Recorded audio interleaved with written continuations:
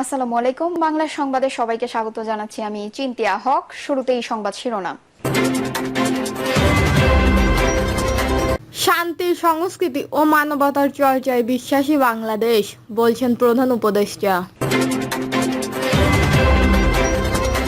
এদিকে বন্দর দিয়ে দিচ্ছেন, এদেশের মানুষকে বোকা ভাববেন না, বলছেন মির্জা আব্বাস। জানাবো বগুড়ায় হাসিনা কাদের সহ 405 জনের বিরুদ্ধে মামলা।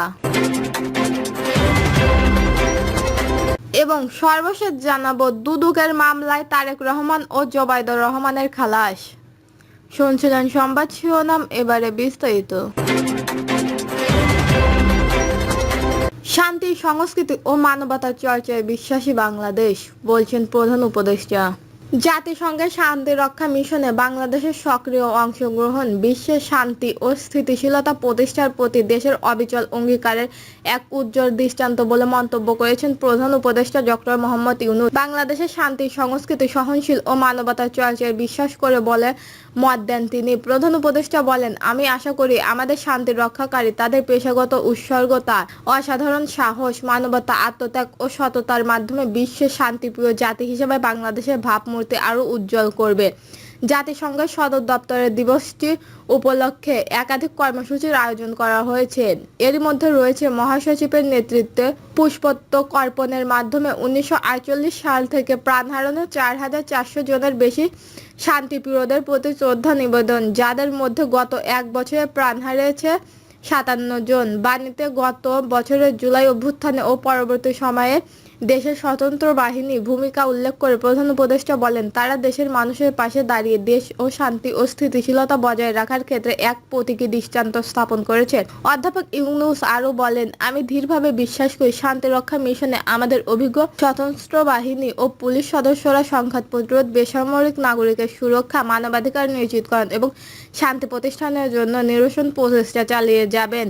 এ সময় আন্তর্জাতিক জাতিসংঘ শান্তিরক্ষা দিবস 2025 উপলক্ষে জাতিসংঘের শান্তিরক্ষা বাহিনীর সব সদস্যকে আন্তরিক শুভেচ্ছা ও অভিনন্দন জানান ডক্টর মোহাম্মদ ইউনূস। জাতিসংঘের শান্তিরক্ষা মিশনগুলো যুদ্ধ বিধ্বস্ত ও সংঘাতপূর্ণ অঞ্চলে শান্তি প্রতিষ্ঠা সবচেয়ে বড় গুরুত্বপূর্ণ উদ্যোগ বলে মনে করেন তিনি।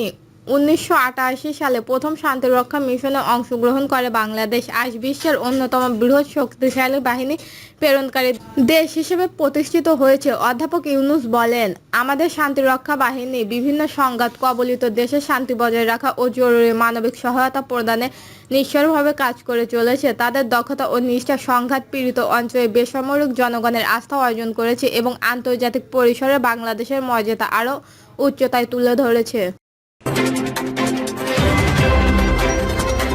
বন্দর দিয়ে দিচ্ছেন, এদেশের মানুষকে বোকা ভাববেন না, বলছেন মির্জা আব্বাস।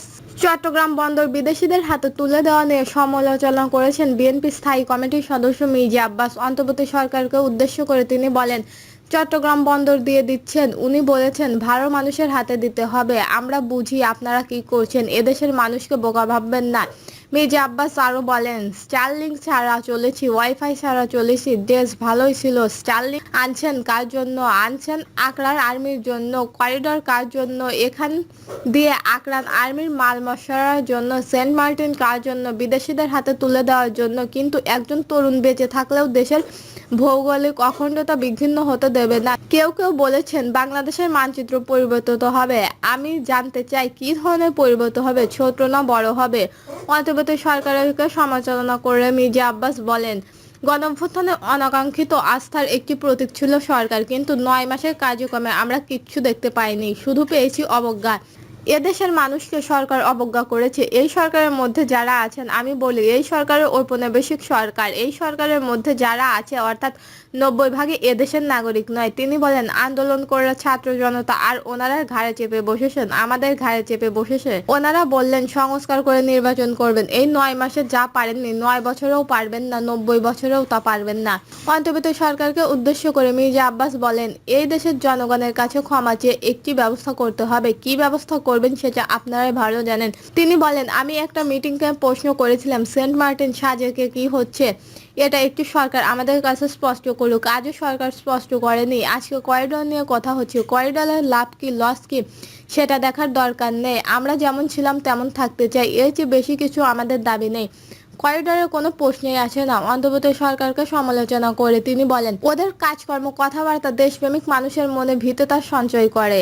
আমরা যখন নির্বাচনের কথা বলি তখন তারা সংস্কারের কথা বলে, আমার কাজের কথা বলি তারা অকর্মের কথা বলে। আপনারা কোনো কাজ শেষ করতে পারবেন না। মির্জা আব্বাস বলেন, সরকারের মাথা থেকে পচন ধরেছে, নিচ পর্যন্ত পচন ধরেছে। এভাবে চলতে থাকে আওয়ামী লীগ যা ক্ষতি করেছে তার চেয়ে বেশি ক্ষতি করবে এরা। নেতাকর্মীদের উদ্দেশ্যে বিএনপি স্থায়ী কমিটির এই সদস্য বলেন, বিভিন্নভাবে চাঁদাবাজি করেছে, বিএনপির ওপর দায় চাপাচ্ছে। আপনারা সতর্ক থাকুন। আমরা আগেই বলেছি যারা চাঁদাবাজি করে তাদের কেন পুলিশ ধরে না।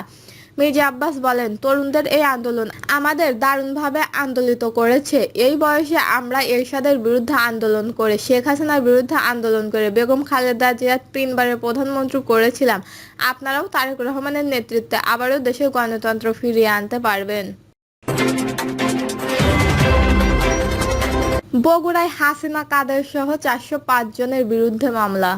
সাবেক প্রধানমন্ত্রী শেখ হাসিনা, ওবায়দুল কাদের সহ 155 জনের নাম উল্লেখ করে 405 জনের বিরুদ্ধে হত্যা চেষ্টা ও বিস্ফোরক দ্রব্য আইনে মামলা করা হয়েছে। মামলার উল্লেখযোগ্য আসামি হলেন জেলা আওয়ামী লীগের সভাপতি সাবেক এমপি মুজিবুর রহমান মঞ্জু, সাধারণ সম্পাদক সাবেক এমপি রাগেবুল আহসান রিপু, যুগ্ম সাধারণ সম্পাদক মঞ্জুরুল আলম মোহন, আসাদুর রহমান দুলু, পৌর আওয়ামী লীগের সভাপতি রাফি নেজন খান রবিন, জেলা যুবলীগের সভাপতি শুভশিস পন্ডাল লিটন, সাধারণ সম্পাদক আমিনুল ইসলাম ডাবলু, সদর উপজেলা আওয়ামী লীগের সভাপতি আবু সুফিয়ান সাফিন, সাধারণ সম্পাদক মাহফুজুল ইসলাম রাজ, জেলা জাতীয় পার্টির সভাপতি সাবেক এমপি শফিকুল ইসলাম জিন্নাহা, তার ছেলে জেলা যুগ্ম সহকারী সাধারণ সম্পাদক হোসাইন শরীফ সঞ্চয়, তার শ্যালক শিবগঞ্জ উপজেলা পরিষদের সাবেক চেয়ারম্যান ফিরোজ আহমেদ রিজু, জেলা বিএনপির বহিষ্কৃত নেত্রী বিউটি বেগম প্রমুখ। পুলিশ ও এজাহারের সূত্রে জানা গেছে, গত বছরের 4 আগস্ট আসামিরা কাটা, রাইফেল, অস্ত্র,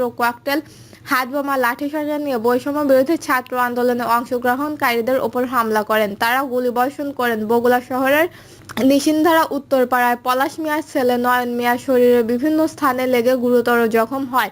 আন্দোলনকারীদের ধারণা খেয়ে হামলাকারীরা পালিয়ে যায়। পরবর্তীতে তিনি চিকিৎসা নেয়। বর্তমান মামলার পরিবেশ থাকায় তিনি এ মামলা করেন। সদর থানার ইন্সপেক্টর মাহফুজ আলম জানান, বৈষম্য বিরোধী ছাত্র আন্দোলনে আহত নয়ন মিয়া বাদী হয়ে সাবেক প্রধানমন্ত্রী শেখ হাসিনা ও ওবায়দুল কাদের সহ 155 জনের নাম উল্লেখ করে অবজ্ঞা করা 255 জনের বিরুদ্ধে হত্যা চেষ্টা, বিস্ফোরক দ্রব্য আইনে মামলা করেন।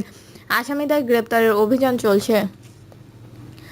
দর্শক, এই ছিল এখনকার সর্বশেষ নিউজটি ভালো লাগলে একটি লাইক দিন, কমেন্টে আপনার মতামত জানান এবং আমাদের পাশে থাকার জন্য বেল বাটনটি অন করে রাখুন। ধন্যবাদ।